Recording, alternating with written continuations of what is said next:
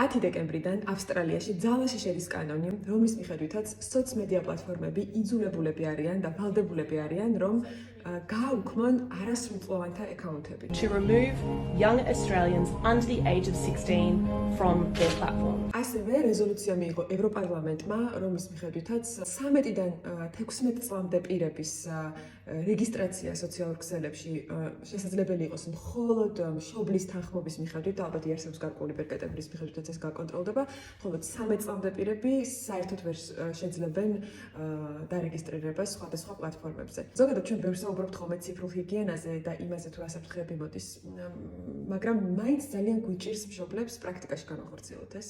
მოდით ვაღიაროთ საკუთარ თავებთან და ერთმანეთთან, რომ გვაქვს ეს გამოწვევა. ჩემს შვილებსაც აქვთ წვდომა გარკვეულ პლატფორმებზე, რაც ყოველდღიურ რეჟიმში მანევრულებს, სულ გვაქვს ამაზე საუბარი.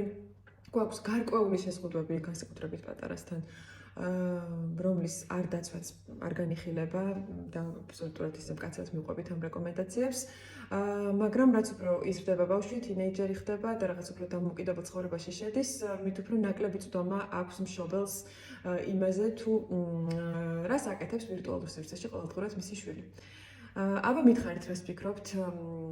დაგვიწერეთ, აქვს თუ არა თქვენ შვილებს Facebook-ი, TikTok-ი, Instagram-ი, იყენებენ თუ არა ამ სოციმედიებს, რა დროს ატარებენ იქ და საერთოდ რას ფიქრობთ, რამდენად უნდა გქონდეთ უფლება ბავშვებს და რა სარგებელი მოაქვს, ასე ვთქვათ, ამას, რა საჭიროა? რას ფიქრობთ?